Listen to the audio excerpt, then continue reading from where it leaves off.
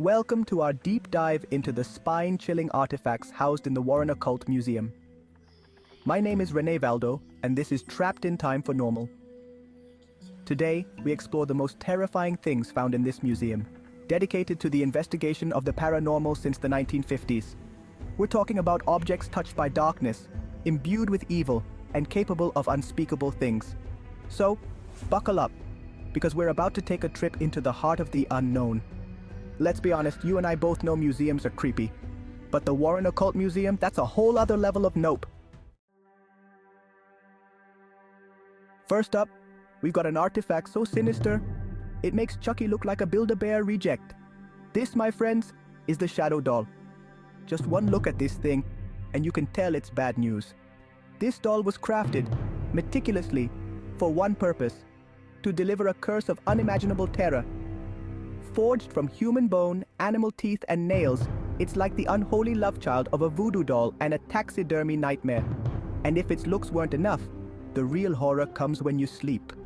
Legend has it, if this doll haunts your dreams, it's not bringing good tidings. We're talking full-blown, heart-stopping terror, the kind that leaves you questioning your sanity. They say the nightmares are so vivid, so real, that they can actually stop your heart. The Shadow Doll is said to curse people through photographs. The Warrens, the paranormal investigators who founded the museum, took this thing seriously. They kept it locked away from prying eyes and restless spirits. Sleep tight. Next up on our tour of terror, we journey into the dark heart of the Connecticut woods, a place where whispers of ancient rituals and unholy pacts linger in the air. And it's here, amongst the twisted branches and shadowed glens, that we find our next artifact, the Satanic Idol. Imagine, if you will, a figure so unsettling, so inherently wrong, that just looking at it sends shivers down your spine. This idol was no mere decoration. It was an instrument, a tool used to summon and commune with entities from beyond the veil. It's been present at unspeakable rites, its cold, lifeless eyes staring out at hooded figures as they perform their dark sacraments. Locals whisper of strange lights in the woods, of blood-curdling chants echoing through the trees, and of people driven mad by what they saw in the presence of the idol. Some say it's a gateway, a portal to a realm of darkness, while others believe it to be an embodiment of evil itself. The Warrens knew that leaving it out in the world even for a moment was a risk too great to take, so they brought it here, to the museum, where it could be contained, studied, and most importantly, kept far away from those who might seek to use its power for their own nefarious purposes. It's a chilling reminder that the world is a stranger, darker place than we often care to admit. You know how some people say mirrors are portals to other dimensions? Well, this next artifact takes that idea and cranks it up to 11. This, my friends, is no ordinary looking glass. This is the Plantation Mirror, and it comes to us from the Myrtles Plantation, a place practically drowning in ghost stories. This antique mirror with its ornate frame and aged glass might seem innocuous at first glance, but don't let that fool you. This thing has seen things, dark things, and it remembers.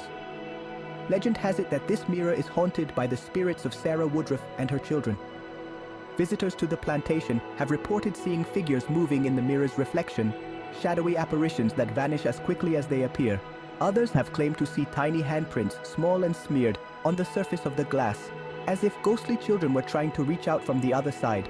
The Warrens, recognizing the profound and unsettling energy emanating from the mirror, added it to their collection. It stands as a chilling reminder that some reflections are best left unseen. Chapter 4. The Piano of Terror. Don't fear the music, fear the player. Okay, let's be honest, who doesn't love a good haunted piano story?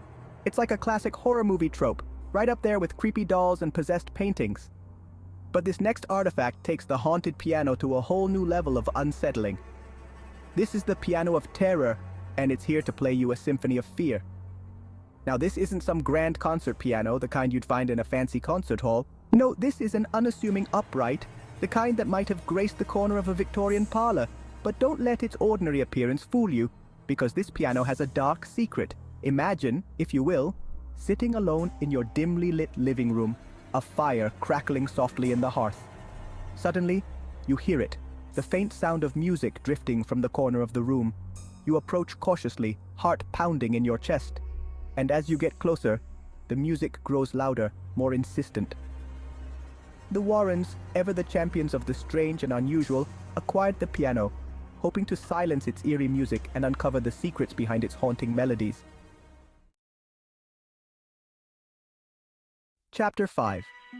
The wedding dress, forever haunted by love and loss.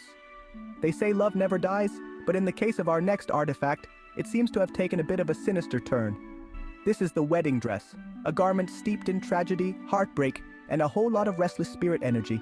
Picture this, a beautiful wedding gown white as snow, with intricate lace and a flowing train.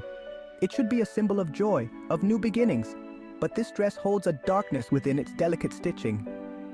This dress belonged to Annabelle, a young woman deeply in love with a man her father deemed unsuitable. Forbidden from marrying her true love, Annabelle died heartbroken. Her dreams of a life together dashed upon the rocks of her father's disapproval. Her spirit, unable to find peace, remained tethered to the earthly realm, bound to the dress that represented her shattered dreams. It's said that, on the night of a full moon, the dress comes alive, its silken fabric swaying gently as if an unseen bride were trying it on, reliving the happiest day of her life that never was. The wedding dress remains a haunting reminder that some bonds, even in death, are not easily broken. Chapter 6. The Grave of Bathsheba Sherman, where evil takes root.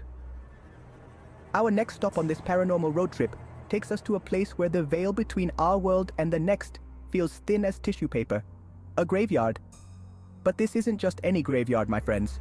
This is the final resting place of Bathsheba Sherman, a woman accused of witchcraft and steeped in a legacy of darkness. Now, I'm not talking about your garden variety run-of-the-mill witch here. We're talking about a woman who was said to have made a pact with the devil himself, a woman who struck fear into the hearts of her neighbors, a woman whose very name was whispered in hushed tones. Bathsheba's story is a twisted tale of betrayal, revenge, and unholy alliances. Accused of practicing dark magic and sacrificing children, she was hanged for her crimes, her body left to rot beneath the unforgiving sun. Legend has it that her grave became a source of strange and unsettling occurrences. The stones now reside in the museum, a chilling reminder of the woman who once terrorized the region. Chapter 7. Annabelle, more than just a doll. And now we arrive at the artifact that needs no introduction, the star of the show, the one, the only, Annabelle. This isn't just some dusty old doll sitting on a shelf. This is a conduit to terror, a vessel for something ancient and evil, and it's been giving people nightmares for decades. Forget Chucky, forget Freddy, forget Jason. This doll, with her vacant eyes and painted-on smile, is the stuff of real-life nightmares. The story goes that Annabelle was once a normal Raggedy Ann doll, given to a young nursing student. But it wasn't long before things started to get weird. The doll began to move on its own, leaving handwritten notes, and even appearing in different rooms.